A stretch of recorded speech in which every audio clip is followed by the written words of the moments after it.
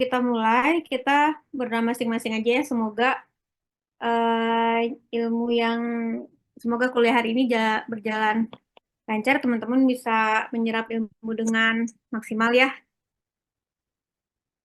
Terus hari ini kita masuk ke sistem pencernaan. Ke sistem pencernaan nanti saya lebih membahas tentang anatominya. Teman-teman nanti bahas, nanti saya kasih tugas sedikit tentang fisiologinya.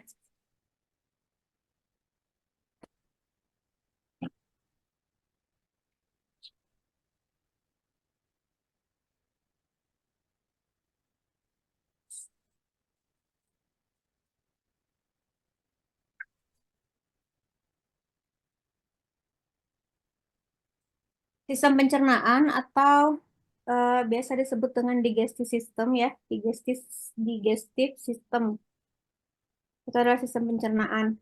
Nah, kalau kita membahas tentang sistem pencernaan, minggu lalu kita membahas apa minggu lalu?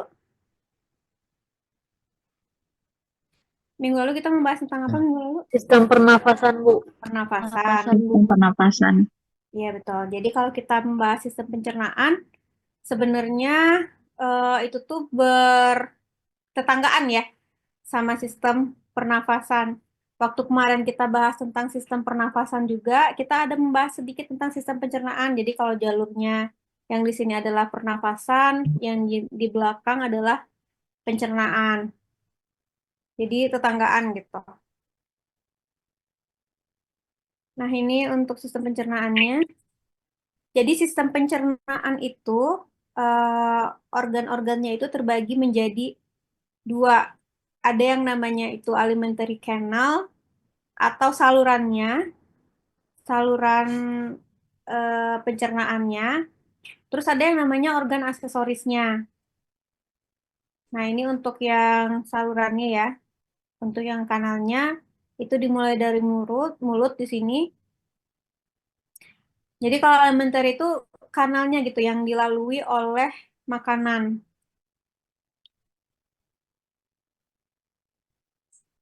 Yang dilalui oleh makanan, ini dari mulut, terus dari mulut ke faring. Kemarin waktu pernafasan juga kita ada bicara tentang faring ya. Dari mulut, terus ke faring, lalu ke esofagus, ke lambung, dari esofagus, dari mulut ke faring, terus ke esofagus, lalu ke lambung, nih ya lambung. Terus kalau lambung ini ceritanya kalau di sini kayak dipotong gitu biar kelihatan gambar di belakangnya itu ada pankreas. Jadi dari lambung itu nanti masuk ke usus halus. Gini usus halus. Usus halus itu nanti juga ada terbagi jadi beberapa. Dari usus halus di sini nih ada katupnya dari usus halus nanti akan masuk ke usus besar yang mengalir ke atas, usus besar yang mendatar, dan usus besar yang mengalir ke bawah. Lalu di sini nanti ada yang namanya sigmoid, rektum, dan anus. Belum saya ini ya. Sini ada. Totalnya ada berapa? Lupa aja. 23 berarti ada satu orang ya. Siapa yang belum masuk ya? Saya? Ibu, ibu maaf, eh yang nggak masuk tuh Ilham, dia bilang sakit bu, Siapa? Ilham bu, Ilham, ya, sakit. ya bu, Muhammad Ilham. Muhammad Ilham juga asal minggu kemarin nggak masuk ya? Ya nggak sih? Ya, Bu, gak masuk. Benar ya, minggu lalu nggak masuk, masih sakit yang minggu lalu. Kalau minggu lalu mah kalau nggak salah izin ibu karena rekannya pada sakit, jadi dia backup. Kalau sekarang Oh kayaknya gitu. dia yang ngedrop. Oh gitu. Ya udah tuh ntar ininya ya. Ayah, saya minta tolong aja nanti rekapan absennya ya Alia ya. Kayak kemarin dikirimin lagi aja ya. Biar kita lanjut ke materi. Nah ini tadi ya, dari mulut terus ke faring, dari faring itu ke esofagus, dari esofagus tadi masuk ke lambung, lalu ke usus halus, usus besar di sini ya, katupnya ada di sini. lalu usus halus, usus besar yang mendatar, usus besar yang ke bawah sampai ke rektum. Di sini ada sigmoid, tapi di sini nggak ditulis ya, sigmoid, lalu rektum dan kanal itunya ya, pengeluarannya, anusnya. Nah, ini untuk alimentary kanalnya, jadi saluran pencernaannya ini. Lalu di samping ada saluran pencernaan, itu ada juga namanya organ aksesoris. Kalau organ aksesoris itu kayak di mulut itu ada gigi, ada lidah, ada kelenjar saliva. Lalu di abdomen itu ada liver, ada pankreas, ada kantung empedu. Nah, nanti saya lebih menjelaskan ke alimentary canalnya. Nanti teman-teman nanti saya kasih tugas untuk yang liver, pankreas, sama kantung empedu. Sama satu lagi tentang enzim. Jadi teman-teman nanti bagi jadi 4 kelompok ya untuk bikin tugas ini. Jadi ada liver, pankreas, sama kantung empedu. Nanti saya jelaskan lagi tugasnya, oke? Nah ini kan eh, anatominya ya, secara anatomi. Nah, kita masuk dulu. Nanti satu-satu akan kita bahas. Nah, apa itu pencernaan? Kita harus tahu dulu itu apa pencernaan. Jadi pencernaan itu kan penting ya. Kita dapat semua eh, energi yang kita butuhkan oleh tubuh kan datangnya itu dari pencernaan. Masuknya itu dari sistem pencernaan. Mau baik itu karbohidrat, lemak, protein itu kan semuanya dari pencernaan, air itu kan semuanya dari pencernaan. Jadi apa sebenarnya pencernaan itu? Jadi pencernaan adalah suatu proses pemecahan makanan. Di situ ada proses mekanik dan proses kimia menjadi bentuk yang lebih sederhana sehingga dapat diserap oleh tubuh. Jadi tujuan pencernaan itu akhirnya agar makanan itu bisa nutrisi atau makanan itu bisa diserap oleh tubuh. Nah, penyerapan yang utama kalau pada pencernaan itu terjadi di usus halus. Jadi baik makanan ataupun nanti kita di farmakologi bicara tentang obat, nah absorpsi yang utama itu terjadinya di usus halus. Nah, lalu fungsi utama dari sistem pencernaan itu apa ya? Untuk menyediakan makanan, air, makanan itu bisa protein, lemak, karbohidrat, air, dan elektrolit bagi tubuh dari nutrisi yang dicerna sehingga siap untuk diabsorpsi. Jadi dari makanan itu nanti akan dibuat gimana caranya dia bisa diabsorpsi oleh tubuh, masuk ke aliran darah ya. Itu untuk pengertian definisi dari pencernaan. Nah, dari definisi tadi, kan pencernaan itu ada yang berlangsung secara mekanik atau fisik, ada yang berlangsung secara kimiawi. Kalau yang berlangsung secara mekanik, itu proses perubahan molekul makanannya itu dari makanannya itu yang besar-besar, jadi kayak ada proses pemotongan menjadi bagian-bagian yang lebih kecil. Misalnya, penghancuran makanan pada pada gigi dengan bantuan gigi, lidah. Nah, itu termasuk pencernaan secara mekanik. Tapi selain kalau di mulut itu selain terjadi pencernaan secara kimiawi, secara mekanik, itu juga terjadi pencernaan secara kimiawi karena di mulut juga terdapat enzim-enzim. Jadi di mulut kalau untuk pencernaan mekanis itu di gigi itu dengan pemotongan makanan menjadi bagian yang lebih kecil atau itu di esofagus. Esofagus itu seperti apa ya? Di esofagus itu ada proses kayak melumat-lumat makanan hingga turun ke bawah, gerakan peristaltik namanya. Terus di lambung juga sebenarnya itu ada gerakan kayak apa namanya? Kayak mengaduk makanan nanti kalau di lambung. Nah, itu untuk pencernaan secara mekanis. Yang kedua, pencernaan secara kimiawi. Kalau untuk pencernaan secara kimiawi, itu proses perubahan makanan dari molekul-molekul yang lebih besar, yang lebih kompleks, itu molekul yang menjadi lebih sederhana dengan adanya bantuan enzim. Jadi kalau yang kimiawi, kita di sini keywordnya adalah dengan bantuan enzim. Jadi diubah menjadi molekul sederhana dengan bantuan enzim. Nah ini untuk proses berlangsungnya ya, jadi ada fisik dan ada kimiawi. Lalu proses pencernaan ada apa aja? Proses pencernaan kita mulai dari memasukkan makanan ke mulut itu sebenarnya udah suatu proses ya. Proses pencernaan makanan yang pertama itu ingesti. Jadi ketika teman-teman memasukkan makanan ke mulut itu udah suatu proses pencernaan makanan, memasukkan ke mulut itu namanya ingestif. Lalu di mulut itu ada proses, kalau menurut saya itu masih dalam proses digesti ya, masih dalam proses pencernaan.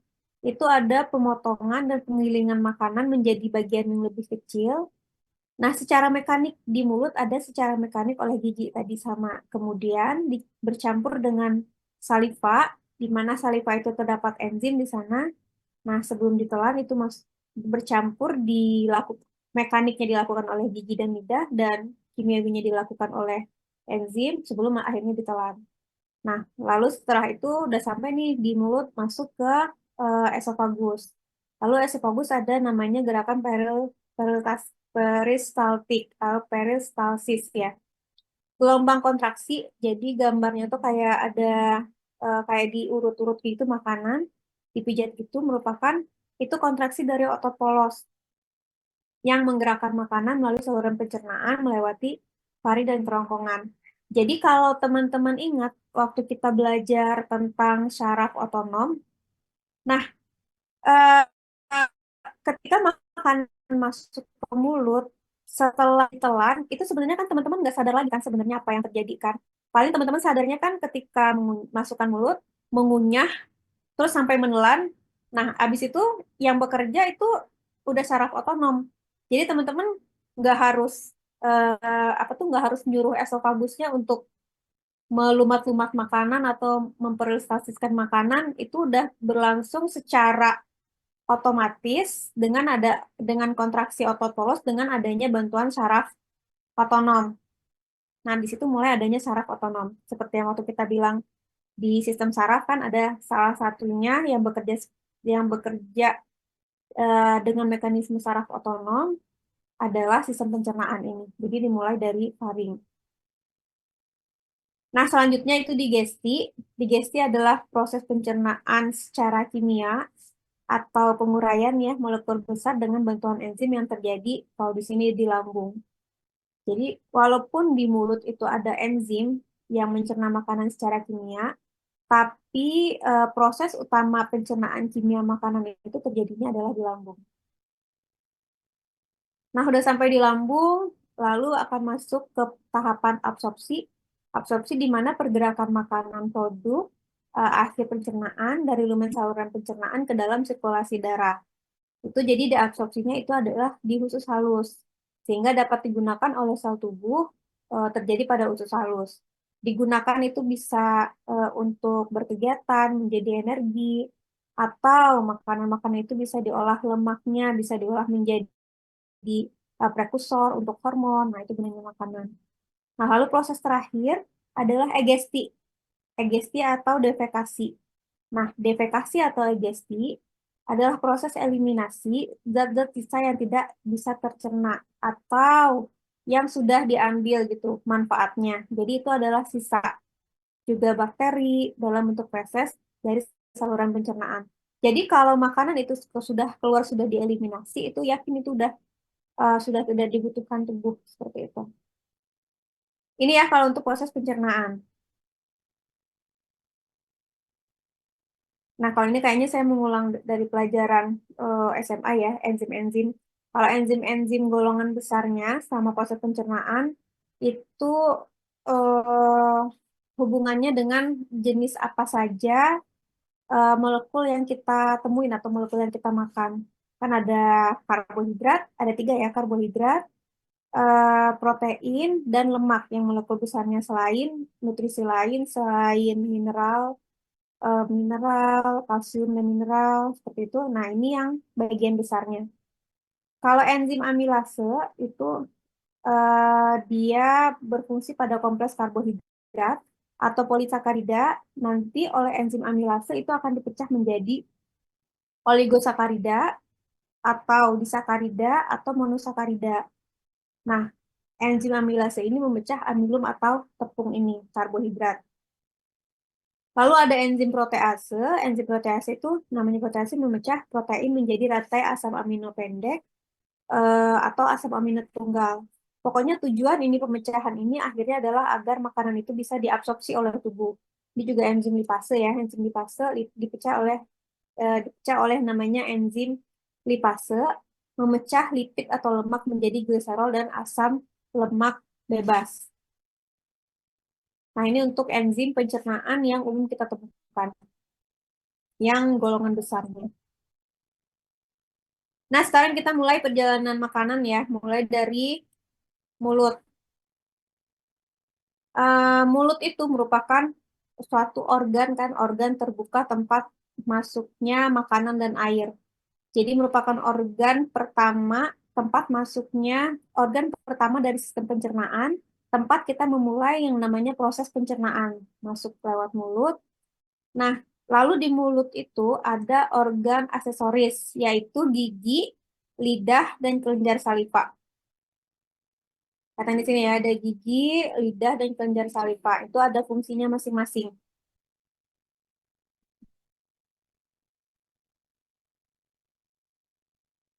Kita masuk ke gigi. Nah, kalau gigi pasti udah tahu ya teman-teman, fungsinya adalah untuk mengunyah. Jadi di sini fungsi gigi adalah proses mekanik memecah makanan menjadi potongan-potongan kecil, lalu mencampurkannya dengan saliva. Nah, lalu ini adalah fungsi masing-masing gigi. Fungsi masing-masing gigi itu ada gigi seri, insipidus, gigi taring, caninus, ada gigi geraham, molar.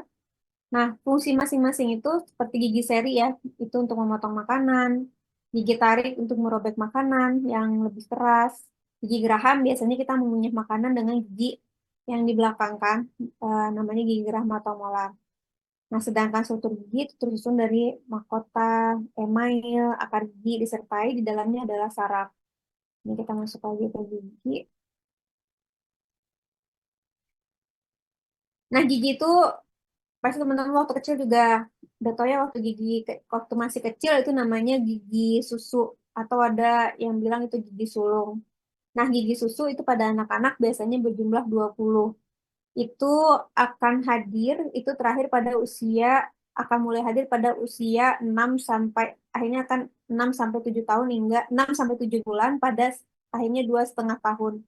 Itu terdiri dari 8 gigi seri, 8 gigi taring, 8 gigi geraham. Pokoknya jumlahnya ada 20 kalau untuk gigi susu. Nah, mulai usia 6 sampai 6 tahun, biasanya anak-anak mulai dari usia 6 tahun, itu akan mulai tumbuh gigi permanen atau gigi dewasa. Eh, sam- Jumlahnya adalah sekitar 32. Jumlahnya 32. Terdiri dari 8 buah gigi seri, 4 buah gigi taring, terus 8 buah gigi geraham depan. Nah, di sini ada gigi geraham belakang. Jadi premolar dan molar. Ya, nanti dicocokin aja letaknya di sini. Ini gigi dewasa. Nah, di bagian mulut ini juga nanti kemarinnya waktu kita bicara tentang pernapasan, ada hard part, ada soft part ya. Itu gunanya untuk saat makan, biar makanan itu tepat itu masuknya, gitu, nggak masuk ke saluran eh, pernapasan. Nah, ini juga mengulang ya untuk lapisan-lapisan gigi. Itu email, email di lapisan paling atasnya. Jadi kalau email itu lapisan keras atau jaringan keras yang melapisi mahkota gigi. Jadi mengandung kalsium. Fungsinya untuk melindungi tulang gigi yang di bagian luar. Jadi karena dia keras, dia melindungi bagian-bagian lain yang ada di dalam gigi. Lalu setelah email atau dinamakan juga biasanya enamel, lalu di bawahnya ada dentin. Jadi dentin itu seperti lapisan atau jaringan yang dibentuk oleh zat kapur, warnanya kekuningan, yang terdapat setelah lapisan email. Lalu di bawahnya adalah rongga gigi atau pulpa. Nah, di rongga gigi ini terdapat syaraf, terdapat pembuluh darah.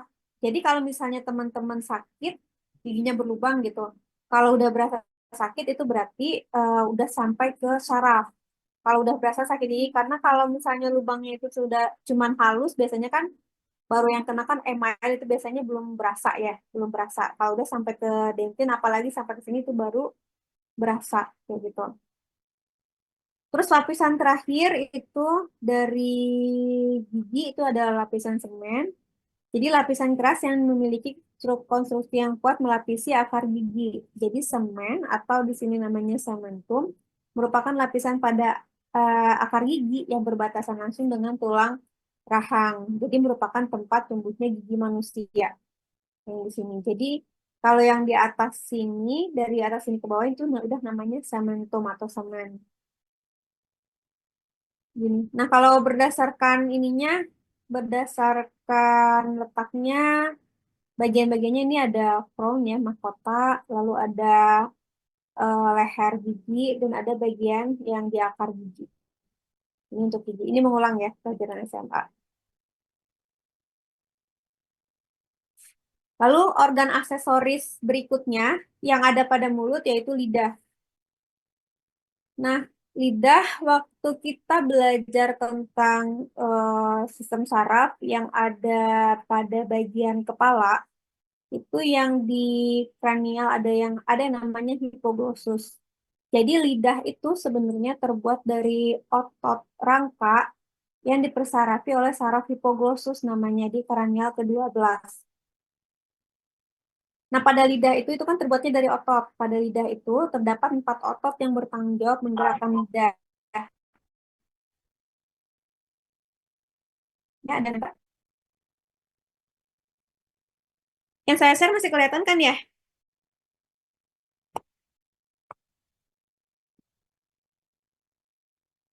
Kelihatan, Bu.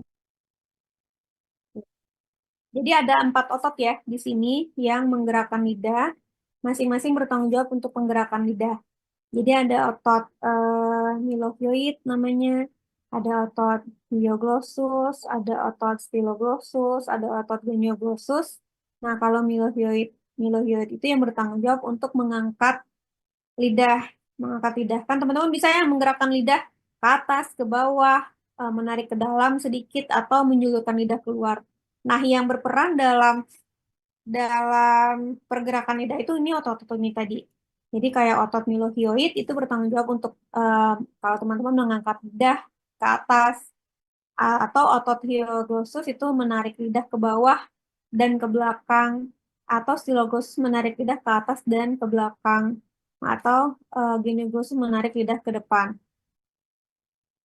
Nah, tentu adanya otot ini, tentu adanya gerakan-gerakan dari lidah ini tuh ada fungsinya untuk pencernaan. Nah, yang pertama fungsinya itu untuk memposisikan makanan agar bisa dikunyah secara optimal. Jadi kan yang menggerakkan makanan itu harus digigit di lidah mana, harus digigit di gigi sebelah mana, harus digigit di gigi sebelah mana, itu kan yang menggerakkan sebenarnya lidah kan. Nah, jadi itu fungsinya lidah untuk memposisikan makanan biar dikunyahnya sesuai dengan gigi yang tepat seperti itu. Lalu yang kedua untuk mengumpulkan makanan menjadi bolus. Azannya menjadi bolus.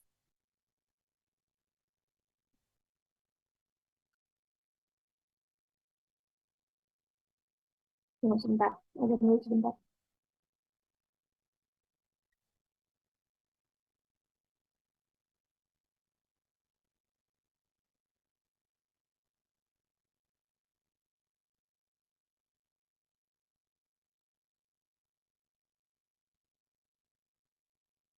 Soalnya di sini masjidnya dekat. Jadi kalau ada azan, saingan sama suara saya.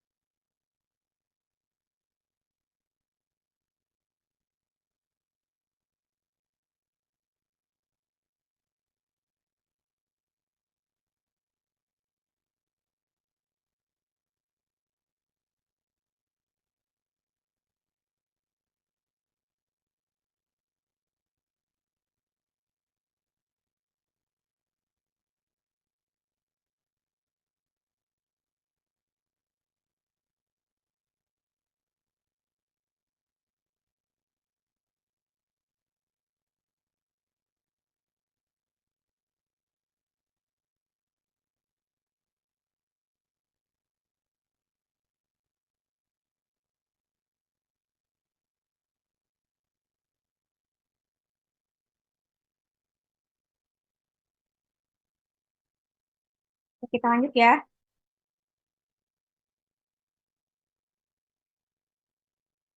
Fungsi fungsi lidah ya. Otot-otot otot-otot fungsi otot-otot lidah untuk pencernaan. Nah, yang kedua untuk mengumpulkan makanan menjadi bolus. Jadi, ketika makanan itu masuk ke faring, nah kalau teman-teman sadar ya, makanan itu masuk ke faring itu bukan dalam bentuk yang masih berserakan gitu. Itu bentuknya itu dalam bentuk massa bulat atau diberi nama bolus. Jadi bentuknya itu masuk ke faring itu udah dalam bentuk massa bulat atau bolus. Nah, lalu fungsi ketiga memposisikan makanan agar dapat ditelan.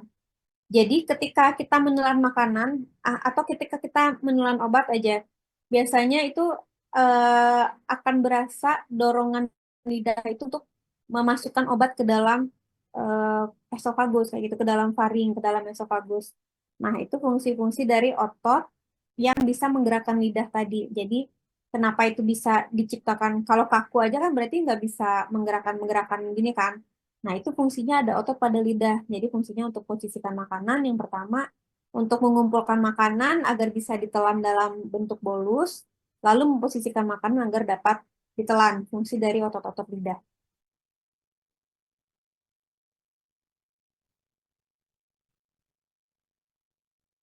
Hmm. Itu seharusnya ada gambar atau kok hilang ya?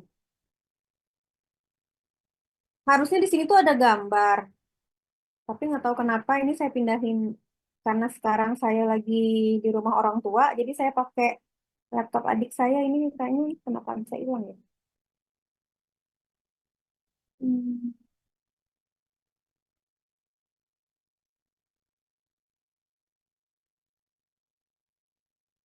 Jadi ini banyak gambarnya yang hilang.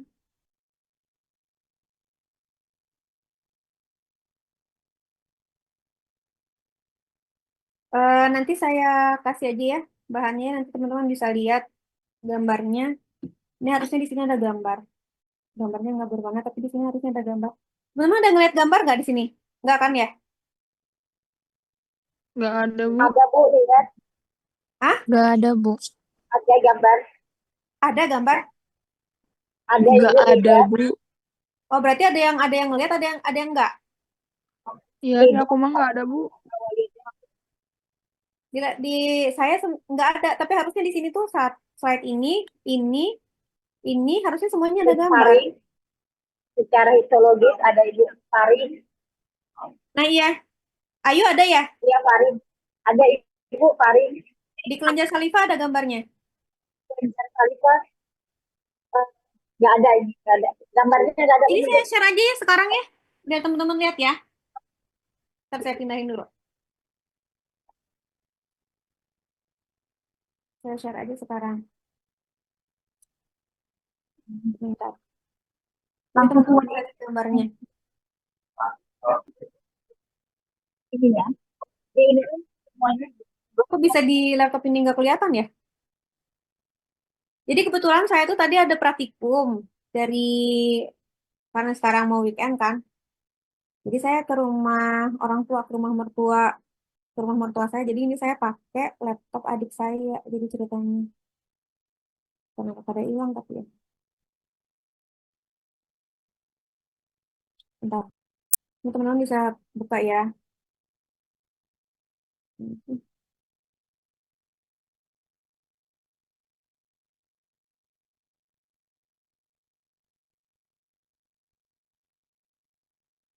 Saya kirim ke Alia dulu ya. Saya kirim ke Alia, nanti Alia kirim ke teman-teman ya.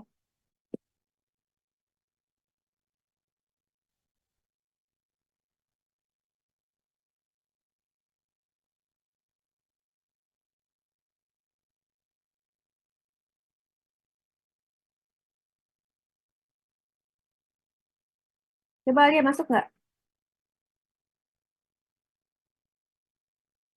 Iya.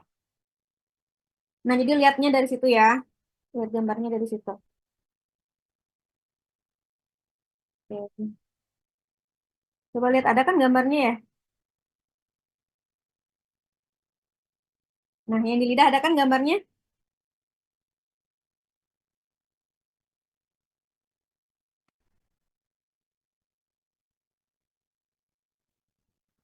Ya, pada lihat?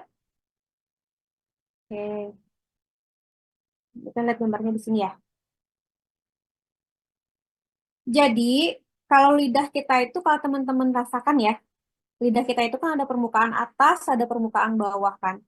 Kalau teman-teman rasakan, itu di bagian bawahnya itu pasti kayak licin aja kan. Kayak licin aja, nggak ada, coba rasain. Di bawah itu lidahnya tuh licin gitu. Nah, jadi kalau di bagian bawah lidah, itu membran mukosanya itu halus. Nah, sedangkan teman-teman lihat ya di gambar, kalau di bagian atas lidah, atau teman-teman rasakan, di bagian atas lidah, itu strukturnya itu kayak ada yang menonjol-menonjol kayak gitu. Jadi ada apa ya, bergerigi ya kayak gitu ya. Kalau yang di bagian atas lidah. Nah, yang di bagian atas lidah yang tonjol-tonjolan itu namanya papila. Namanya papila. Nah, papila ini yang berfungsi kalau dulu nanti teman-teman cek lagi ya. Kalau untuk yang merasakan yang rasa asin, rasa manis, nah itu dari yang papila itu. Nah, jadi papila itu di lidah itu ada terbagi menjadi 4. Ada papila piriformis namanya. Papila piriformis itu tuh kelihatan kalau di gambar itu, oh nggak bisa tunjuk.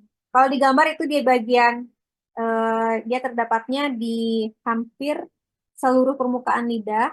Jadi dia tonjolannya itu kayak, kalau konis itu apa ya? Kayak tonjolannya itu panjang-panjang kayak gitu. Runcing lah langsing, panjang-panjang. Nah, itu paling banyak terdapat di filiformis. Filiformis itu paling banyak terdapat di lidah. Jadi hampir semua dari pangkal lidah sampai ujung itu ada bagian papila filiformis. Nah, kalau papila filiformis ini itu tidak mengandung namanya kuncup kecap atau reseptor untuk pengecapan. Walaupun dia banyak, tapi dia tidak mengandung kuncup kecap. Justru dia memiliki reseptor sentuhan. Nah, reseptor sentuhan inilah yang membuat lidah. Jadi kan kalau sentuhan itu, jadi kita tahu ketika ada makanan, kita tahu, oh ini di lidah kita, di atas lidah kita lagi ada makanan. Kalau kita nggak ada reseptor sentuhan, kita nggak sadar, kita lidah kan nggak akan merasakan kalau di situ ada makanan kayak gitu. Nah, itu fungsinya dari reseptor sentuhan yang ada di lidah. Jadi bikin lidah bisa menggerakkan makanan. Itu kalau untuk papila yang filiformis. Lalu ada yang papila yang fungiformis. Nah, kalau fungi ya biasanya bentuknya seperti jamur. Nah, makanya dia dinamakan filiformis. Nah, kalau yang filiformis itu, kalau dibayangkan itu bentuknya seperti jamur lah, seperti payung. Jadi pada uh, awal tumbuhnya itu kecil, lalu di atas menonjol seperti payung, melebar seperti payung. Nah, kalau yang funiformis ini dia punya kuncup kecap. Jadi yang merasakan rasa-rasa tadi terdapat di permukaan atas, juga dia juga tersebar. Jadi dia tersebar, jumlahnya tidak sebanyak yang filiformis. Jadi dia tersebar di antara papila-papila filiformis. Kalau untuk yang funiformis. Lalu ada yang papila yang foliate. Foliate terus dari tunjulan-tunjulan yang sangat padat itu ada di atas ya. Yang foliate itu bagian atas kiri dan kanan itu yang, kalau teman-teman lihat itu ada yang eh, kiri dan kanan ada yang bentuknya apa ya namanya, kayak sisik ya. Yang di bagian kiri dan kanan itu. Nah, itu banyak mengandung unsur kecap juga. Nah, nanti teman-teman cek lagi ya. Ada tuh yang kalau dulu kita belajar, kalau manis di sebelah mana, kalau asin di sebelah mana, asam sebelah kemana, nanti dicek lagi. Nah, itu yang buat kita bisa merasakan asam, asin, manis itu yang namanya kuncup kecap tadi. Lalu yang terakhir, papila sirkumvalate, di sini sirkumvalate. Itu teman-teman lihat ada dia bentuk V, ada bentuk V itu yang di bagian atas sebelum lingual tonsil, nah di bawahnya itu, nah itu yang papila yang sirkumvalate ini tadi.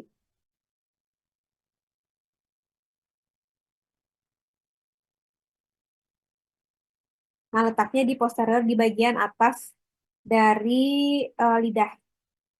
Nah, itu ya. Jadi jenis-jenis. Jadi kalau di bagian bawah itu lidah itu mukosanya itu halus, sedangkan di bagian atas itu terdapat tonjolan-tonjolan.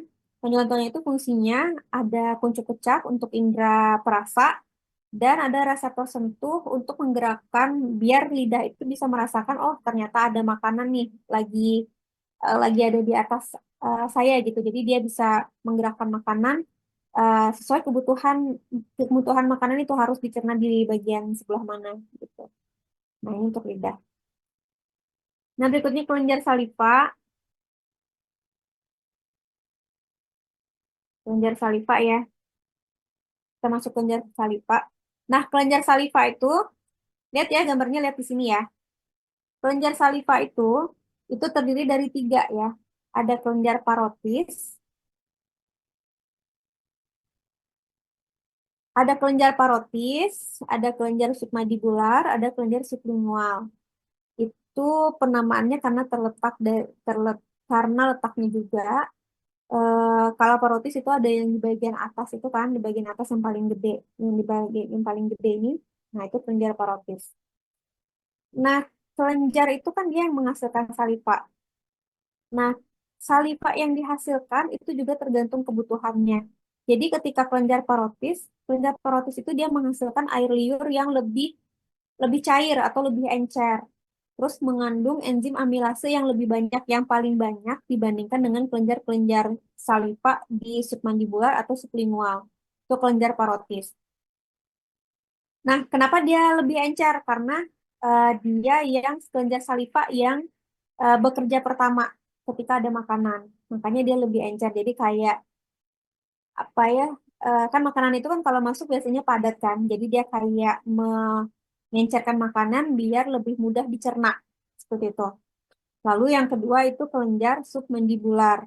Nah, kalau kelenjar submandibular ini itu letaknya di rahang bawah. Ini ya, ada ya fotonya di rahang bawah sebelah sini ya. Di rahang bawah agak ke belakang. Nah, itu dia menghasilkan salivanya itu cairan yang lebih kental bercampur dengan lendir. Juga mengandung amilase tapi tidak sebanyak yang dihasilkan oleh kelenjar parotis kalau kelenjar submandibular. Karena dia lebih agak ke dalam, dia fungsinya untuk kalau juga tadi kan dia mencairkan makanan. Rada ke dalam sedikit kan sebelum ditelan dia kan akan membentuk bolus, nah makanya itu terdapat cairannya lebih kental dan lendir. Nah, kelenjar sublingual terletak di bawah lidah itu menghasilkan air liur yang paling kental dengan jumlah amilase yang paling sedikit. Jadi apa yang dihasilkan oleh kelenjar saliva yang dihasilkan oleh kelenjar tadi itu tergantung kebutuhannya apa untuk saat kita melakukan proses pencernaan. Gitu. Nah, kelenjar saliva ini juga berperan dalam membantu penyerapan makanan dengan cara melembabkan dan melumasinya. Nah, kalau di mulut itu kelenjar saliva, tadi ya dari awal kita bilang itu mengandung enzim amilase. Amilase itu fungsinya mengubah karbohidrat menjadi maltosa atau sakarida-sakarida yang lebih lebih sederhana kayak gitu. Ini ya untuk kelenjar saliva. Habis itu kita masuk ke faring.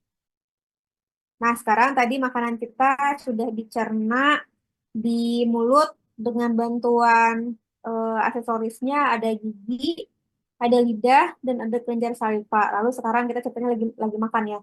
Oke, sekarang makanan kita masuk ke faring.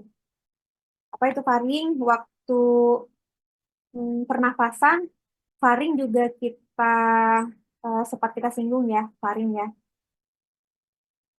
Itu lihat gambarnya, gambarnya di sini berwarna kan ya. Kenapa ya? Ini padahal file yang sama, ini sama itu sama, tapi di sini nggak ada gambarnya.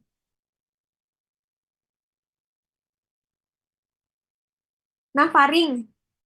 Faring atau yang disebut dengan tenggorokan. Kalau esofagus apa? Kalau esofagus?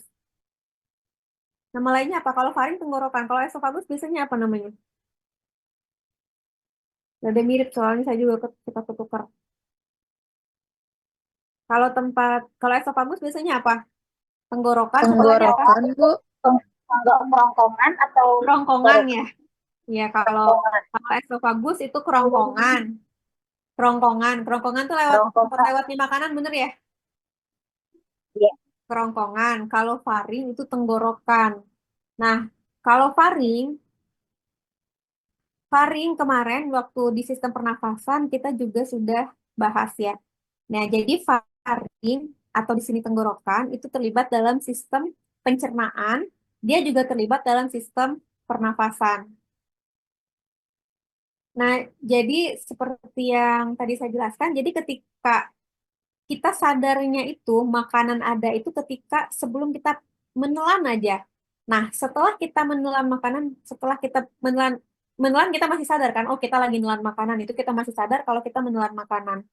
Tapi setelah makanan itu masuk ke faring, itu yang bekerja itu kita udah nggak sadar lagi. Jadi kita nggak sadar lagi apa yang terjadi dengan makanan kayak gitu.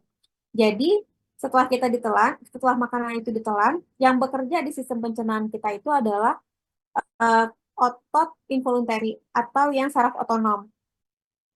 Nah, otot involuntary tadi itu secara eh, secara apa otomatis itu dia akan menutup saluran udara. Jadi kalau teman-teman lihat di situ ada yang namanya epiglotis ya. Lihat ya di situ ada epiglotis. Jadi ketika ada makanan, lihat ya di situ ada epiglotis ya, yang di sini yang sekarang di gambarnya itu lagi terangkat ke atas, ya. Nah, ketika itu makanan masuk, makanan itu kan makanannya dari ini kalau yang gambarnya biru itu kan asal saluran pernafasan. Yang gambarnya pink adalah saluran pencernaan. Jadi ketika makanan masuk dari saluran pencernaan, itu epiglotis itu akan turun menutup saluran pernafasan. Nah, kalau pada gambar ini, kalau yang di bagian depan ini, yang di bagian itu adalah sistem pernafasan, yang di belakangnya adalah adalah esofagus, itu sistem pencernaan. Jadi ketika ada makanan, yang epiglotis itu akan turun ke bawah. Jadi menutup saluran yang di depan, sehingga makanan masuk ke esofagus yang jaliran di belakang. Gitu. Jadi itu kerjanya involuntari atau otonom. Yang bekerja di situ adalah saraf otonom.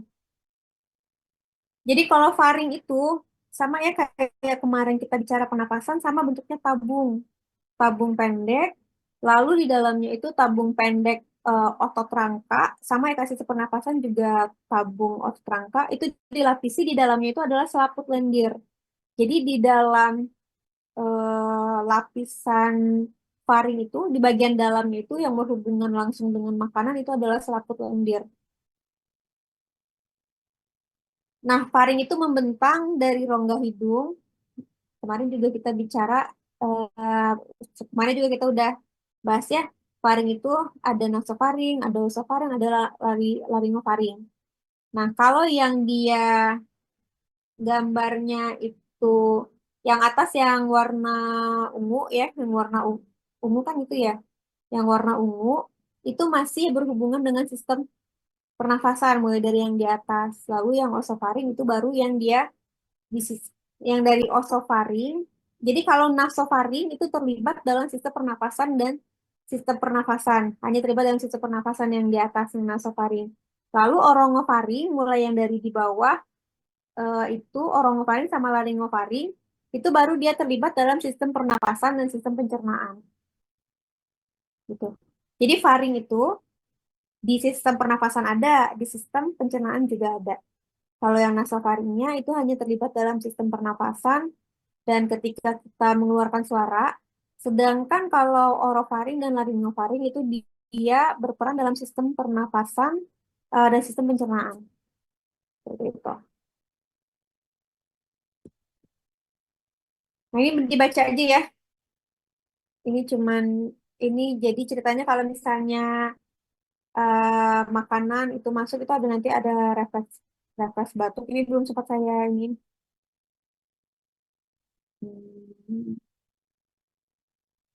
Pokoknya ketika ada makanan itu salah masuknya ya, harusnya masuk ke saluran pencernaan, tapi masuknya ke saluran pernapasan itu ada nanti ada namanya refleks batuk.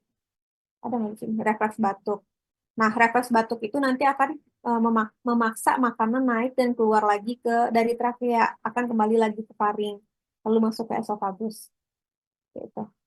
Nah, kalau yang ini tadi ini bicara kalau faring itu ada refleks kontraksi atau yang tadi saya bilang yang seperti memijat makanan, itu kayak mendorong makanan dari atas ke bawah, masuk ke esofagus, gerakan peresapan.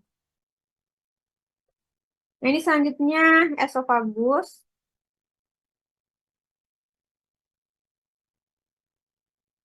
Nah, ini esofagus atau kerongkongan ya. Oh, ada di sini berarti. Esofagus atau kerongkongan. Tadi makanan kita udah sampai ke faring. Dari faring kan itu ada cabang pernafasan, ke dia pernafasan ke trakea. Lalu kalau pencernaan dia masuknya ke esofagus. Nah, esofagus atau kerongkongan itu sama, itu tabung berotot yang menghubungkan dari faring ke lambung. Jadi esofagus itu merupakan tabung yang menghubungkan dari faring ke lambung. Panjangnya itu sekitar 24 sampai 25 sampai 26 cm. Terletak di posterior, artinya terletak di bagian belakang trakea, jadi letaknya itu sejajar. Kalau yang pernapasan itu letaknya ada di depan, kalau yang pernapasan itu letaknya di bagian depan tabungnya, kalau yang pencernaan itu letaknya di bagian belakang tabungnya. Terus dia eh, lurus, menembus, kalau dibilang menembus mediastinum. Masih ingat nggak mediastinum itu kemarin tempatnya apa? Mediastinum toraks kemarin tempatnya apa waktu kita bicara tentang kardiovaskular ya udah kan? Mediastinum tempatnya jantung, betul. Jadi mediastinum itu tempatnya jantung. Jadi si esofagus itu melewati tengah-tengahnya jantung itu. Jadi dia letak melewati antara, kan ada paru-paru, paru-paru itu kan letaknya kayak mengimpit ke jantung, yang dia si esofagus itu letaknya di melewati yang mediastinum itu. Lalu itu ada yang namanya, harusnya saya ngejelasin ini dulu yang histologi. Nanti kita ngejelasin yang histologinya ya. Ada bagian secara histologi, nanti saja ini histologinya ada di sini. Jadi secara histologi mukosa. Nah, kalau saya bicara mukosa, teman-teman harus paham kalau mukosa itu adalah bagian yang yang berhubungan langsung dengan eksternal kayak gitu.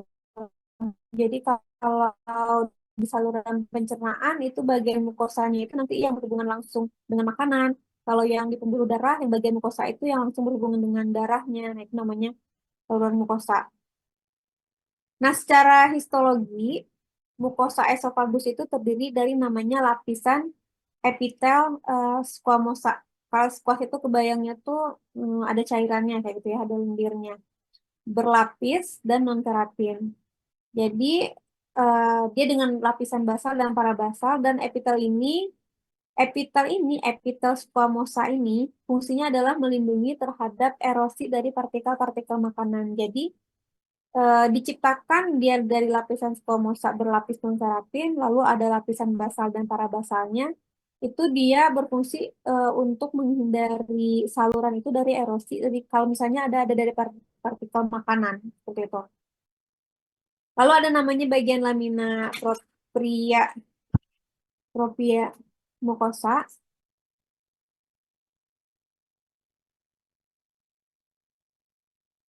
Bentar ya.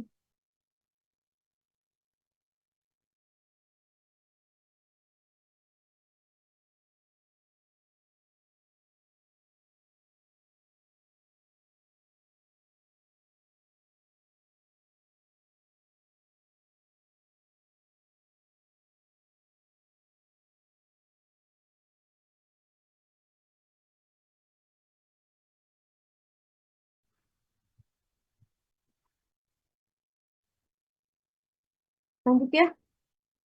Jadi ada lapisan propria mucosa. Itu dia kelenjar, mengandung kelenjar yang yang mengsekresikan lendir. Jadi biar dia lancar gitu kan, jadi harus ada yang bikin nama sel lendir itu. Lalu ada lapisan muscularis esophagus. Nah, lapisan muskular, kalau muskularis itu berarti apa kalau lapisan muskularis? Ingat waktu itu kita belajar, kalau muskular itu apa artinya? Muskular itu artinya apa muskular? Apa? Ya. Lapisan muskular itu maksudnya lapisan yang bagian kerasnya, yang bagian ototnya itu. Jadi itu dibagi sepertiga bagian atas itu dia terdiri dari otot rangka. Nah, sepertiga tengah itu otot rangka dan otot polos. Jadi sepertiga bagian bawah yang sudah dekat dengan lambung itu full otot polos. Jadi saluran pencernaan itu emang diciptakan kalau dari atas kan mungkin semakin ke bawah itu makanan kan semakin lembek ya. Jadi kalau di bagian atas itu peristaltiknya dibutuhkan lebih kuat gitu ya, biar makanan itu menjadi lebih halus. Lalu kalau udah lebih halus, dia di bagian tengah itu sudah mengandung otot rangka dan otot polos. Lalu di bagian bawah itu dia otot polos saja, jadi makanan udah lebih halus sampai ke sepertiga bagian bawah gitu. Nah, lalu untuk masuk ke perut, ini ada gambar nih ya.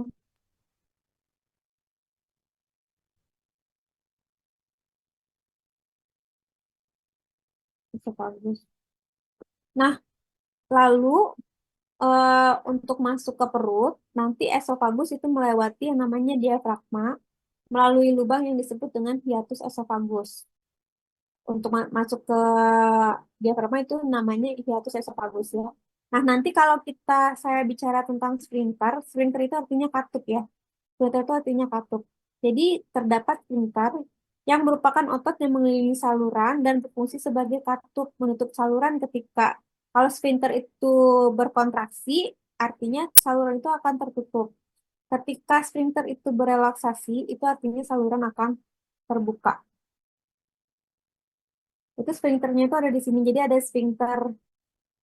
di sini nih. Nanti ada sphincter antara esofagus dan ke lambung. Jadi di bawah sini nanti ada sphincter.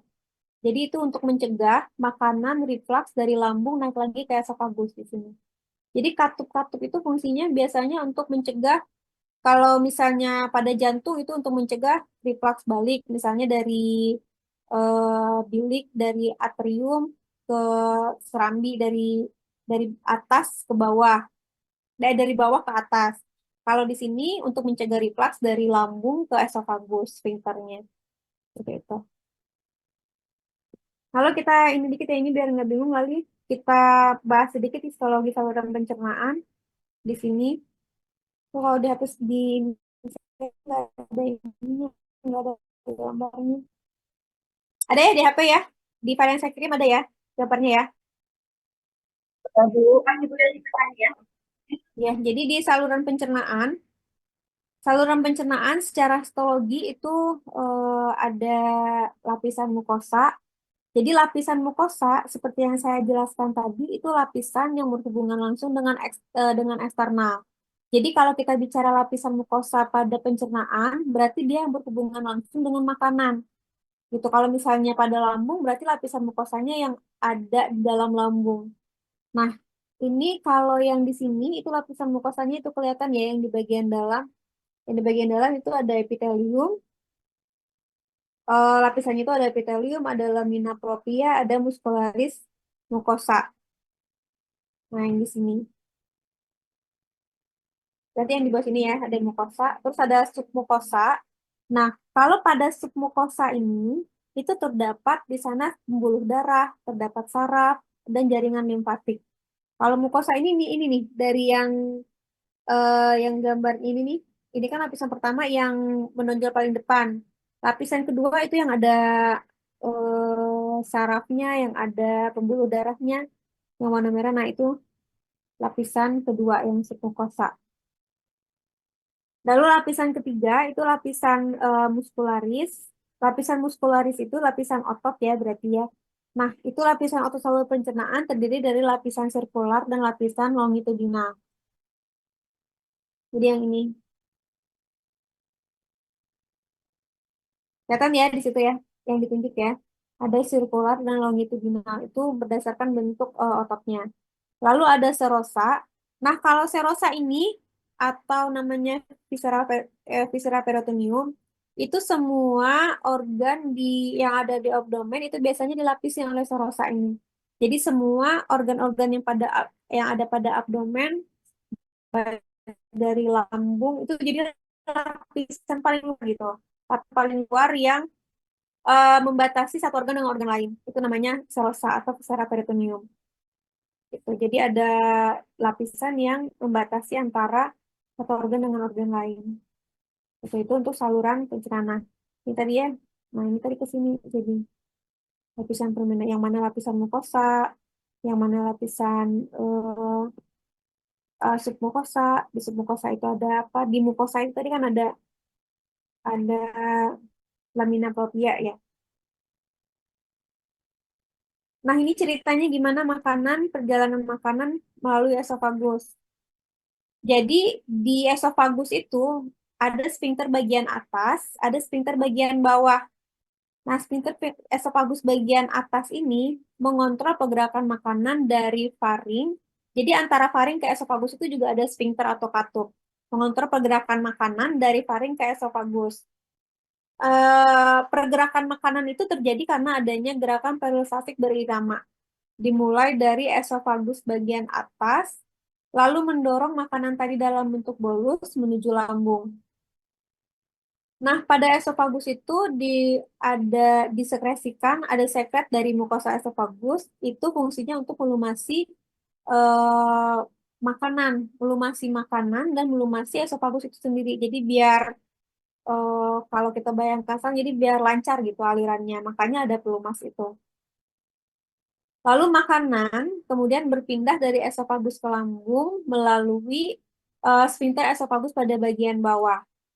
Nah, seperti saya bilang tadi, jadi sphincter esofagus di bagian bawah itu dia ketika berkontraksi itu dia akan membuka ya, akan menutup. Kemudian akan berkontraksi untuk mencegah asam lambung naik kembali ke atas. Jadi ketika dia berkontraksi dia akan menutup. Jadi untuk mencegah asam lambung naik ke atas. Gitu.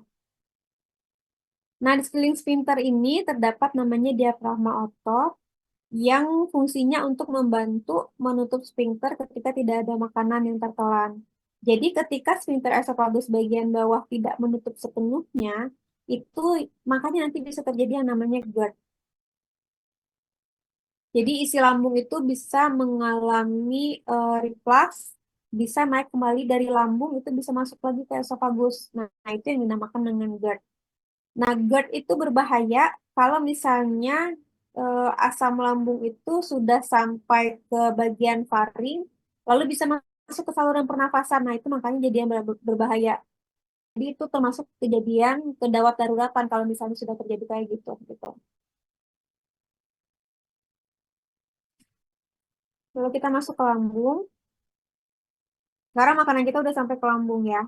Udah melewati mulut, lalu dari mulut masuk ke faring, dari faring masuk ke esofagus, dari esofagus sekarang kita masuk ke lambung. Lihat ya gambarnya ya. Kalau di sini nggak ada gambarnya, soalnya sini nggak ada gambarnya. Jadi lambung itu secara umum itu terbagi menjadi 4 bagian. Lambung itu menjadi 4 bagian. Yang pertama ada namanya kardia atau kardia phrygian. Itu titik di mana esofagus itu terhubung ke lambung. Nah, di titik ini makanan masuk ke lambung. Jadi makanan dari esofagus itu masuk ke lambung di titik yang namanya kardia phrygian ini.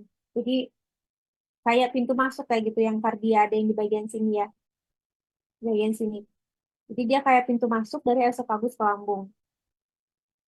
Lalu di bagian kiri atas, jadi gambarnya kayak gini di bagian kiri atas dari kardia. Nah, itu ada namanya fundus. Jadi fundus itu di bagian kiri atas ini. Jadi kalau lambung itu terbagi, kalau yang di bawah ini, lambung itu di bagian atas itu lambungnya, di bagian bawah itu udah corongnya. Nah, di bagian fundus, di bagian bawah fundus itu ada namanya body. Body ini terletak di bagian bawah fundus. Nah, body ini merupakan bagian utama dari lambung. Nah, terus di bagian body, terus di bagian bawah itu ada namanya pylorus. Jadi pylorus itu bisa dikatakan corong. Bisa dikatakan corong. Jadi kan bentuknya kayak corong ya di sini ya. Bentuknya kayak corong. Jadi melebar dari atas terus melebar ke bawah.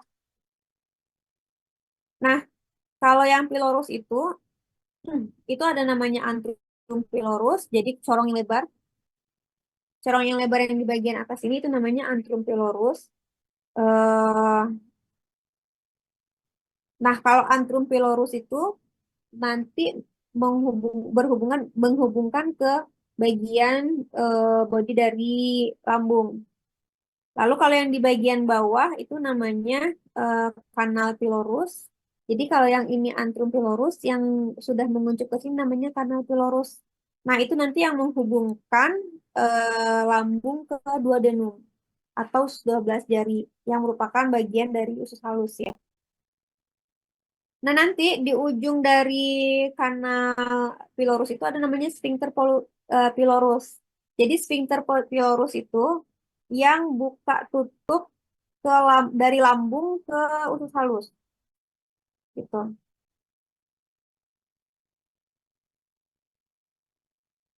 Nah, terus kalau teman-teman lihat lagi yang di bagian sini tuh ada yang berkerut-kerut kayak gini. Nah, jadi awalnya lambung itu lambung itu kalau nggak ada isinya itu cuma sebesar kepalan tangan.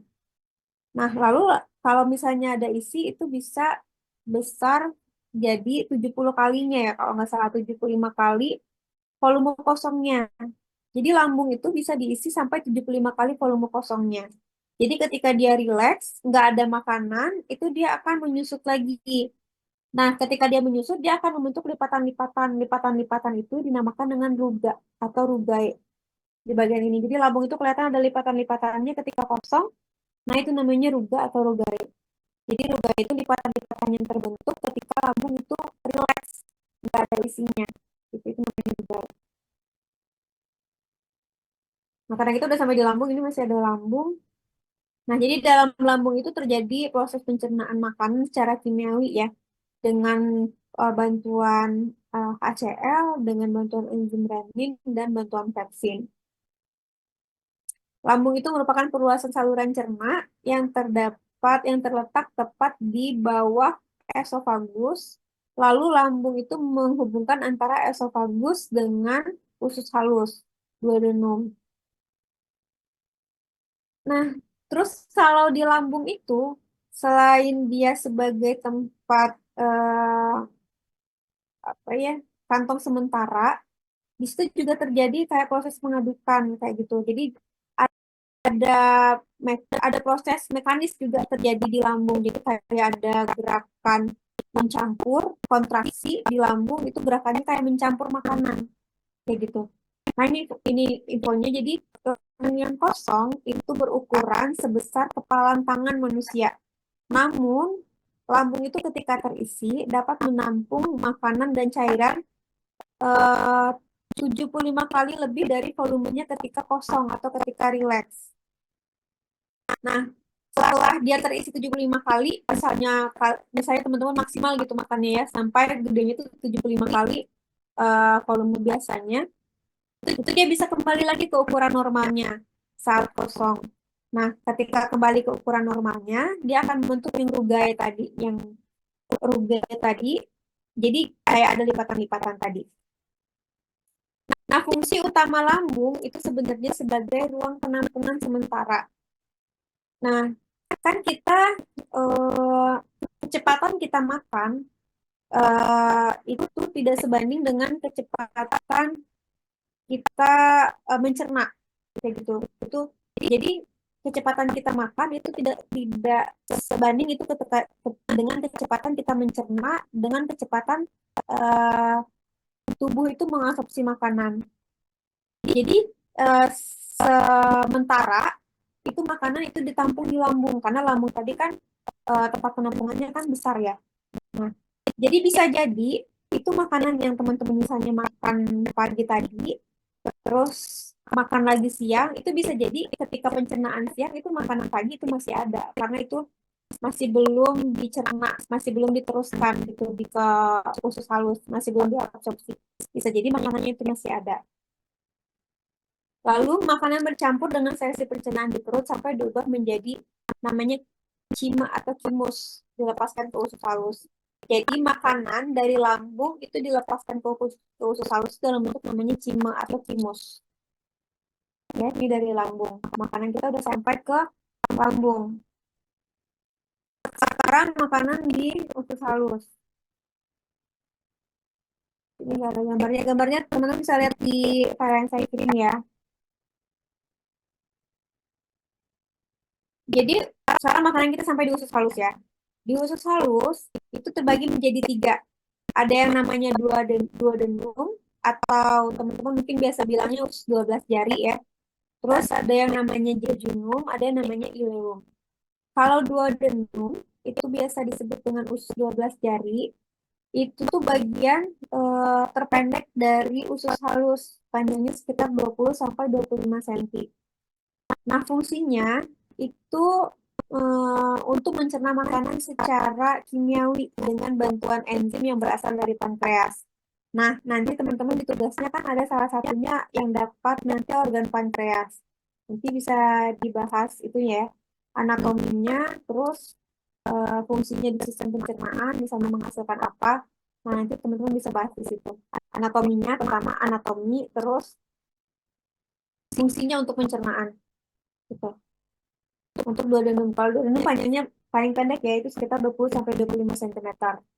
Lalu di bagian bawah lagi itu ada namanya jejunum atau usus kosong. Itu bayangkan itu panjangnya 1 sampai 2 meter. Nah, seperti saya bilang di awal tadi, hampir 90% proses absorpsi atau penyerapan makanan, nutrisi, ataupun obat, itu terjadi di lambung.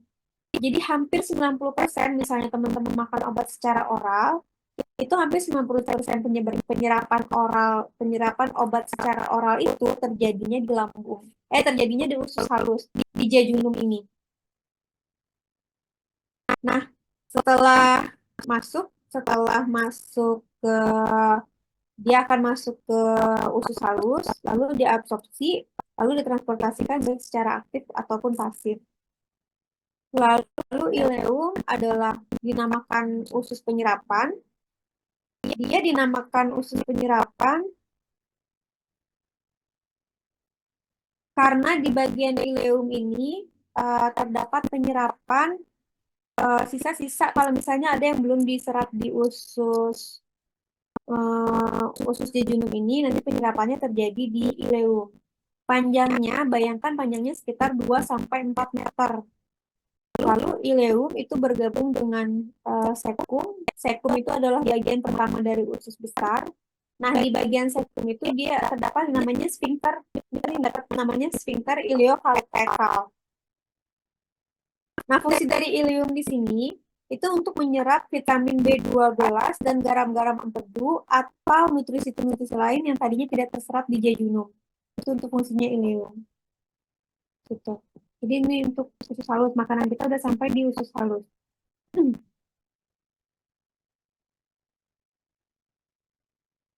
Lalu ke usus besar ya. Nah, sekarang makanan itu masuk ke usus besar. Makanan masuk ke usus besar. Lalu teman-teman bisa lihat di sini. Nah, dari usus halus ke usus besar, itu salurannya tuh yang di sini nih. Salurannya tuh yang di bagian sini. Salurannya tuh yang di bagian situ, yang di ileum ini, yang kecil ini. Jadi salurannya itu bukan dari bawah ya, karena dari bawah ini ada namanya apa namanya? Apa sih namanya yang suka dioperasi usus buntu? Apendis atau usus buntu. Jadi letak hubungan antara usus halus dengan usus besar itu letaknya bukan bersambungnya tuh bukan di bawah kayak selang gitu. Jadi letaknya tuh bersambungan di sininya, di kayak ada cabang di sini. Jadi ada sebagian usus besar itu yang kayak buntu. Kayak gitu itu namanya usus buntu. Nah, usus besar itu merupakan bagian terminal dari saluran cerna. Kenapa dikatakan terminal? Karena dia bagian akhir. Usus besar itu kan termasuk di situ sigmoid, lalu termasuk di sana rektum dan anus. Rektum dan anus itu termasuk ke dalam usus besar. Kayak gitu. Nah, usus besar ini memiliki panjang, kalau panjangnya itu setengah dari usus halus, tapi diameternya itu lebih besar daripada usus halus, makanya dikatakan usus besar. Nah, fungsi utama dari usus besar ini adalah untuk menyelesaikan penyerapan nutrisi dan air, lalu untuk mensintesis vitamin-vitamin tertentu, dan fungsi utamanya adalah membentuk feses dan mengeluarkan feses. Nah, usus besar ini terbagi menjadi 4 ya. Ada yang namanya septum, itu seperti kantung terletak di bagian bawah katup hidrokelekal, panjangnya sekitar 6 cm. Lalu ada jadi septum itu yang septum tadi eh, yang menghubungkan antara usus halus dengan usus besar. Kantung. Lalu di bawah di atasnya adalah usus besar. Usus besar itu ada bagiannya lagi usus besar atau namanya kolon. Nah, kolon itu ada yang itu ya, ada yang descending, ada yang ascending. Ascending itu kolon yang jalurnya itu kan dari usus halus ke atas. Nah, itu namanya ascending kolon. Lalu ada yang mendatar gini, itu namanya transverse kolon. Terus ada yang tujuan makanannya itu dari atas ke bawah, itu namanya descending kolon. Nah, nanti di bagian bawah descending kolon itu ada yang namanya sigmoid. Nah, di bagian sigmoid ini terjadi penyerapan air sebelum feses dikeluarkan. Makanya feses kita kan ketika dikeluarkan kan bukan dalam bentuk cairan kan, cairannya udah diserap, udah dalam bentuk padatan. Nah, setelah itu rektum dan anus. Nah, tadi yang katup ileokaekal ini terletak di antara pembukaan antara ileum dengan usus besar, mengontrol aliran timus dari usus halus atau usus kecil ke usus besar. Jadi letaknya di sini nanti ada katup. Jadi antara usus halus dengan usus besar itu nanti ada katup di situ. Nah, ini penjelasan saya lebih ke anatomi. Kita udah sampai ya. Jadi makanan tadi yang kita makan sudah sampai ke usus halus, usus besar, lalu sigmoid. Sigmoid itu tempat penyerapan cairan ya. Jadi selain tempat penyerapan cairan untuk pembentukan feses, di situ juga tempat pengumpulan feses gitu. Jadi kayak antrian ya di bagian situ. Terus rektum dan anus untuk tempat pengeluarannya. Nah, ini untuk anatomi dari sistem pencernaan. Sampai di sini ada pertanyaan. Nah, selanjutnya nanti teman-teman ini ya, saya kasih tugas untuk, kalau tadi kan lebih ke kanalnya ya, kanal gastrointestinal kanalnya. Nah, di sini ada beberapa yang belum saya terlalu bahas, hati, pankreas, dan kantung empedu. Jadi, organ aksesoris yang ada pada saluran pencernaan. Hati, pankreas, dan kantung empedu. Sama satu lagi enzim pencernaan di tiap organ dan fungsinya. Jadi nanti teman-teman bagi jadi 4 kelompok, lalu ini bagi aja nih ininya. Insya Allah minggu depan presentasi ya, dibikin dalam bentuk PPT.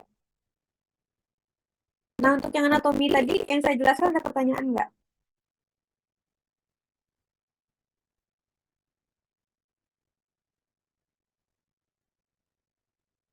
Ada pertanyaan? Masih ada kan ini orangnya? Iya, Ibu. Ada. Udah, Bu. Nggak ngantuk kan? Enggak, Bu. Ini ada yang habis kerja ya tadi ya? Iya, Bu. Kerja semua kayaknya. Ibu mau nanya, Ada pertanyaan? ada sedikit. Besok. Kalau misalnya Siapa ini yang nanya? Riva, Bu, Besok kita. kalau orang yang obesitas itu lambungnya ikut membesar, Bu. Kalau orang yang obesitas itu sebenarnya kalau ukuran lambung itu, kalau misalnya teman-teman set ya, ukuran lambung itu sebenarnya setiap individu itu sebenarnya hampir sama. Jadi ketika obesitas itu bukan lambungnya yang besar. Bukan lambungnya, obesitas itu lebih ke lemaknya, bagian ke lemaknya ya, obesitas. Jadi kalau teman-teman lihat ada orang yang kelebihan berat badan, itu sebenarnya bukan lambungnya sih yang besar. Lambung itu sebenarnya sama besarnya, itu sebesar kepalan tangan, bisa membesar sampai 75 kalinya. Gitu.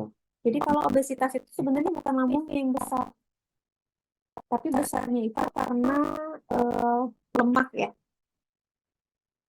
lemak di badan. Coba nanti di search lagi. Ada bedanya enggak antara lambung orang yang obesitas? Kalau saya baca sih sama aja. Kalau lambungnya mah.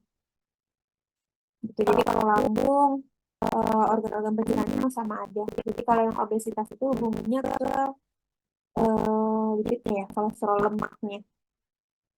Tuh. Ada tanggapan? Rifa ya? Iya, Bu. Tapi kalau misalnya dia misal porsi makannya itu kan lebih besar dari kita, Bu. Berarti penampungan si lambungnya juga kemungkinan lebih besar gitu. Gimana?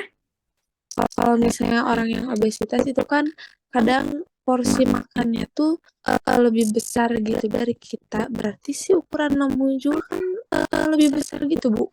Penampungannya. Ntar coba dicek lagi ya. Kalau setahu saya, sepemahaman saya, kalau lambung itu emang bisa, bayangkan lambung itu sekepalan tangan. Terus bisa membesar sampai 70 kalinya. Sebenarnya orang yang nggak obesitas juga mau makan sebanyak apa sebenarnya itu lambung bisa. Kayak gitu. Coba, ini sekepalan tangan, kalau 70 itu tuh bisa membesar sampai 70 kalinya, itu bisa sebesar apa? Bisa kita juga bisa, tidak kita obesitas juga kalau misalnya apa ya, kita pengen makan banyak, itu juga bisa. Tapi coba nanti dicek lagi ya. Ada nggak perbedaan besar lambung orang obesitas dengan lambung orang normal? Setahu saya sih enggak. Kalau lambung organ pencernaan itu sama sebenarnya. Sama aja sebenarnya. Ya cuman paling membedakan kayak postur tubuh kan. Kalau postur tubuh mungkin kalau yang lebih kecil mungkin lebih pendek mungkin. Yang lebih besar mungkin lebih panjang mungkin. Tapi kalau yang hubungannya sama obesitas sih enggak sih kayaknya. Enggak lebih besar lambungnya mah. Sama aja. Tapi nanti coba dicek lagi ya. Coba kita lihat. Ada nggak bedanya antara lambung apa berarti lambung orang obesitas?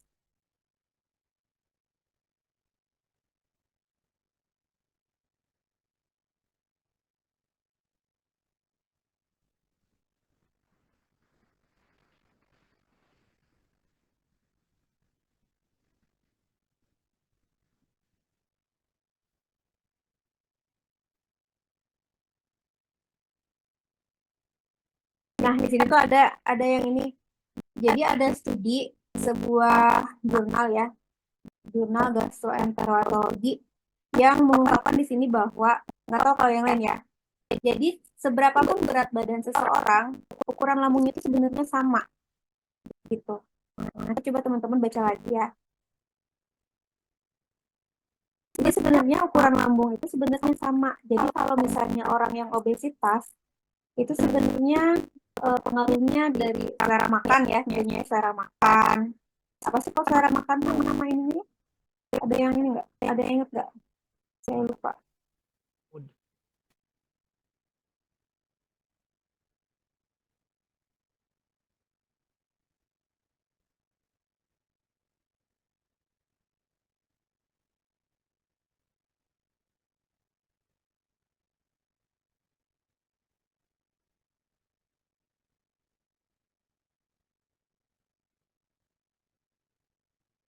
Jadi saya baca juga itu sebenarnya sama. Jadi kalau yang obesitas itu hubungannya ke lebih ke lemak ya berarti ya, lebih ke kolesterol.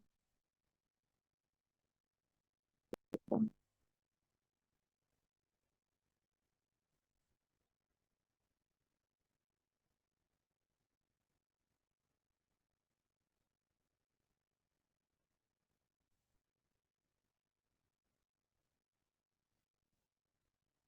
Ya ada pertanyaan lagi? Ada tanggapan, Pak? Udah, Bu, cukup. Berarti lambung mah nggak ngaruh ya, Bu? Enggak sih, lambung mah nggak ngaruh. Kita yang apa misalnya kita makan banyak itu perut jadi buncit ya emang bisa. Jadi itu artinya ketika lambung kita itu lagi berisi. Coba kalau kita baru habis makan kan makan banyak kan perut kita kan jadi kelihatan lebih besar ya. Nah, itu tuh berarti bagian lambung memang sedang membesar karena lambung itu merupakan tempat sementara kan, tempat sementara. Jadi makanan itu nggak langsung dicerna gitu, nggak langsung ya apa yang kita makan pertama bukan bukan first come first out gitu dianya. Jadi dia ditampung dulu di lambung. Makanya tadi saya bilang bisa jadi makanan yang teman-teman makan waktu pagi nanti diabsorpsinya bisa siapa tahu lebih dicampur lagi dengan makanan yang teman-teman makan di waktu siang. Gitu. Jadi dia bercampur aja tuh isi di dalam lambung. Seperti itu. Jadi bukan yang first come first out gitu kan dianya kan. Jadi kalau misalnya teman-teman makan banyak berasa kan apa ya lambung lebih besar atau lambung perut ya lebih berasa lebih besar karena penampungan sementaranya ya jadi lebih apa ya jadi lebih besar gitu. Coba teman-teman tapi bacanya jangan yang di AI ya. Jadi kalau baca lagi kalau yang saya baca itu kalau besar lambung itu sama. Jadi kalau obesitas terlihat lebih besar ukuran badannya itu yang besar itu adalah lemaknya dan proteinnya ya bisa protein. Oke Bu, makasih Bu. Sama ada lagi? Izin Bu, izin bertanya. Ya, siapa yang nanya? Muhammad Rafi Fesatorik Bu. Ya. Masih sekitaran ya pembahasan yang tadi Bu yang soal lambung. Saya pernah baca beberapa kali artikel soal yang operasi potong lambung itu loh Bu. Oh. Jadi ada beberapa kayak saya beberapa kali baca artikel kayak ada operasi potong lambung, jadi kayak istilah si lambung itu dipotong lebih kecil jadi itu apa ya? Jadi ada yang dipotong setahu saya mah usus deh. usus Bu. Tapi saya beberapa baca artikel kayak lihat di Google atau di TikTok kayak beberapa kali seliburan kayak kalau saya kalau potong lambung benar. Tapi kalau usus itu emang ada potong usus ya kalau ada ya kayak potong usus. Terus terus saya lupa tadi nyampein yang usus yang appendix itu. Itu emang ada potong lambung. Ada dulu sekarang ini. Yang buat menurunkan berat badan kalau nggak salah.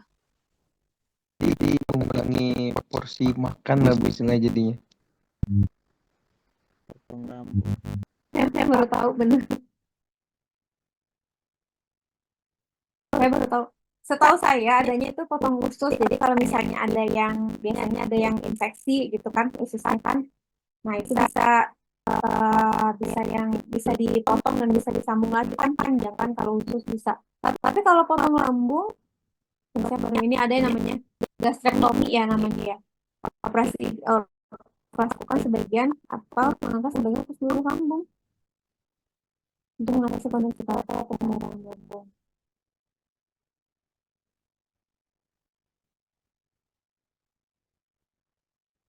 Ya, jadi kalau itu ya, kalau misalnya usus, kalau setahu saya pernah bacanya itu usus. Kalau usus emang bisa dipotong. Kadang kan kalau usus itu namanya juga makanan ya. Kadang bisa masuk infeksi bakteri kayak gitu. Nah, kalau terjadi infeksi itu daripada menyebarkan infeksinya itu biasanya bisa dipotong. Itu bisa dipotong, bisa disambung lagi kalau untuk usus. Terus tadi saya lupa nyampein yang appendix. Appendix itu kan apa namanya yang usus buntu tuh, yang infeksi usus buntu. Nah itu kan biasanya untuk pencegahan biar nggak pecah ya kan itu dipotong kan usus buntunya. Kalau dulu masih ada penelitian kalau dulu usus buntu itu dianggap nggak ada manfaatnya gitu, nggak dianggap nggak ada manfaatnya. Jadi ketika belum infeksi pun untuk jaga-jaga biar nggak terjadi infeksi Jadi ada yang dipotong, udahlah dipotong aja biar aman gitu kan, biar jaga-jaga nggak terjadi infeksi. Nah, tapi ternyata setelah dilakukan penelitian lagi, ternyata ada fungsinya. Nggak mungkin kan sesuatu itu diciptakan Allah nggak ada fungsinya kan. Nah, ternyata itu ada fungsinya. Jadi kalau di bagian appendix itu, di bagian usus buntu itu, karena dia bentuknya apa ya? Apa namanya? Gelombang bukan gelombang apa ya? Ini ya sama kayak usus itu, tapi dia lebih kecil. Dia di situ tempat berkembang biakan bakteri baik ternyata. Jadi ketika usus buntu itu baik dalam keadaan infeksi ataupun dipotong sebelum infeksi, ketika dia tiadakan itu penelitiannya itu orang cenderung akan lebih mudah terkena kayak diare kayak gitu. Kalau diare itu kan bakteri dari luar kan. Sedangkan kalau yang dibentuk di appendix itu adalah bakteri baik. Jadi ketika untuk melawan lah gitu lah kalau misalnya ada infeksi dari luar. Nah, jadi ketika appendix itu dipotong, itu akan lebih rentan, kulitnya akan lebih rentan terkena penyakit seperti diare kayak gitulah yang disebabkan oleh bakteri kayak gitu. Oh ini tadi saya baru tahu kalau misalnya yang potong lambung ya. Oh ini saya baru baca dari yang AI-nya sih baru sih, belum sampai mendalami lagi baca. Ini ada katanya Meli Gusto coba potong lambung untuk menurunkan berat badan. Oh jadi bisa dipakai untuk menurunkan berat badan ya?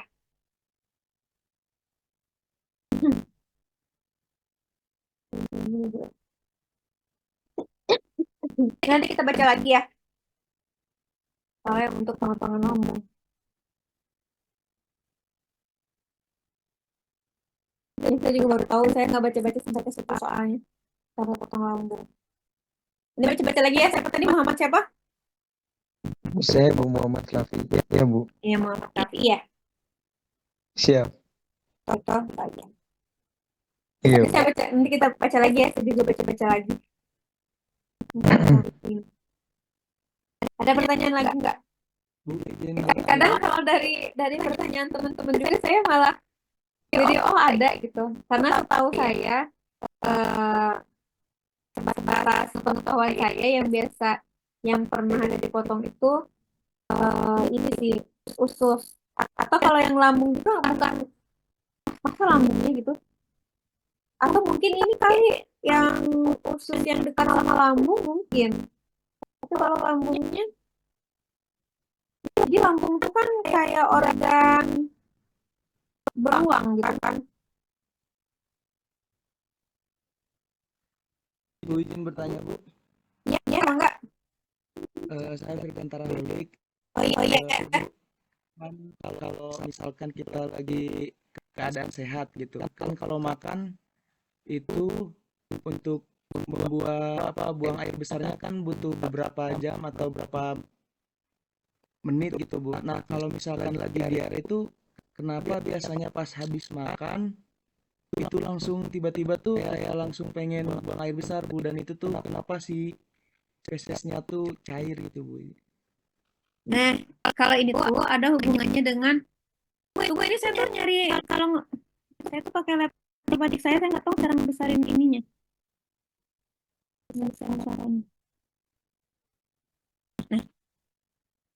Nah, jadi kalau kita diare itu kan kalau kita waktu itu bicara homeostasis, kalau misalnya diare itu kan biasanya disebabkan oleh bakteri kan. Ketika bakteri itu masuk, lalu mukosa di sistem pencernaan itu akan merangsang sistem parasimpatis, sistem saraf otonom. Jadi salah satunya sistem saraf otonom itu yang bikin gerakan peristaltik di saluran pencernaan itu jadi lebih cepat. Nah, makanya ketika kita diare, ini badannya jadi mikir gimana caranya bakteri ini cepat-cepat dikeluarin dari tubuh gitu. Jadi tubuh kita tuh pintar sebenarnya. Jadi ketika ada bakteri yang masuk atau nggak hanya bakteri, ketika ada bakteri atau zat kimia yang merangsang saluran pencernaan itu, baik bakteri atau zat kimia ya, bisa bakteri bisa zat kimia. Nah, Jadi di bagian mukosa atau di bagian dalam saluran pencernaan itu jadi kayak ada alarm nih. Jadi kayak ada alarm. Gimana caranya biar apa ya? Itu tuh cepat-cepat dikeluarin gitu. Infeksi baik dari bakteri atau dari bahan kimia itu dia cepat-cepat dikeluarin. Nah, itu nanti ada saraf simpatis. Jadi ada respon, ada apa namanya? Ada rangsangan ke otak, nanti otak akan mengeluarkan saraf parasimpatis. Nah, saraf parasimpatis itu di otak itu kalau misalnya dia aktif, dia akan menghasilkan neurotransmitter kan. Neurotransmitter itu akan balik lagi ke saluran pencernaan. Nah, neurotransmitter itu salah satunya kalau efeknya ke saluran pencernaan itu bisa menyebabkan percepatan peristaltik usus. Jadi usus itu pengen cepet-cepet ngeluarin gitu. Nah, makanya itu jadi jadi cepat keluarnya. Nah, terus kenapa bentuknya bisa tidak seperti normal selain karena dia gerakan peristaltik ususnya makin cepat, lalu dia di bagian sigmoid, di bagian usus besar itu dia juga tidak sempat kayak apa namanya tidak sempat untuk melakukan penyerapan cairan. Jadi cairan itu ikut keluar, cairan dan elektrolit itu jadi ikut keluar bersama dengan feses gitu. Jadi karena gerakan peristaltik usus itu jadi lebih cepat, jadi kayak bagian usus besar itu tidak sempat gitu, kayak tidak bisa menyerap cairan dan elektrolit lagi. Harusnya kan cairan kan diserap lagi kan dari tubuh kan diserap lagi. Jadi biar feses yang keluar itu ya sesuai dengan bentuk harusnya gitu. Jadi ketika peristaltik usus itu lebih cepat, itu yang terjadi kayak gitu. Jadi saya diterima siapa namanya Dirgantara ya. Mana sih Bu? Nah, kayak gitu. Jadi teman-teman harus tahu ya, sebenarnya tubuh kita itu pintar. Jadi ketika ada bakteri zat kimia atau sesuatu apapun yang membahayakan di tubuh itu ada alarm. Waktu kita bicara tentang homeostasis, nah ini salah satunya berarti. Nah, ketika ada zat-zat seperti itu akan ada alarm. Alarm itu tergantung di mana itu terjadinya. Kalau di saluran pencernaan, berarti itu alarm itu datangnya dari saluran pencernaan. Lalu diteruskan rangsangan itu ke otak. Lalu otak ini akan ngeluarin apa nih? Kalau di kasus tadi berarti otak ini akan mengaktifkan saraf parasimpatis. Saraf parasimpatis akan menurunkan neurotransmitternya. Nah, nanti dia akan mengaktifkan saraf parasimpatis. Salah satunya, teman-teman baca lagi ya, yang saraf parasimpatis yang kemarin ya. Salah satunya saraf parasimpatis itu dia mempercepat peristaltik usus. Nah, kalau hubungannya sama kenapa dia bisa bentuknya cair kayak gitu. Nah, itu tadi karena gerakan peristaltik ususnya cepat, jadi bisa dibilang saluran pencernaan itu jadi tidak bisa mengreabsorpsi lagi cairan dan elektrolit. Makanya cairan dan elektrolit itu jadi keluar bersama dengan feses kayak gitu. Jadi ketika kita diare, pokoknya ingat ini sekalian pengetahuan umum ya. Ketika kita diare, sebenarnya saya kurang setuju kalau misalnya obat yang dipakai itu adalah untuk menghambat. Saya kurang setuju kalau misalnya obat yang dipakai itu adalah untuk menghambat diare. Kurang setuju. Karena sebenarnya penata laksanaan diare itu, kita ini langsung nggak apa ya sedikit ya. Penataan diare itu, apalagi buat anak-anak, coba teman-teman nanti ya kalau misalnya punya anak, kalau misalnya diare, dokter itu nggak akan meresepkan, ini khusus untuk anak-anak ya, dokter itu nggak akan meresepkan obat untuk menghambat diare, nggak akan. Kalau misalnya terjadi diare, dokter itu akan meresepkan obat-obat untuk mengganti cairan elektrolit. Apa coba? Apa yang oralit? Oralit. Ya, oralit. Dokter itu akan ngasih oralit. Udah oralit itu aja. Nah, kalau misalnya oralit nggak cukup atau anaknya nggak mau terima atau anaknya nggak mau minum oralit, nah berarti cairannya itu harus diganti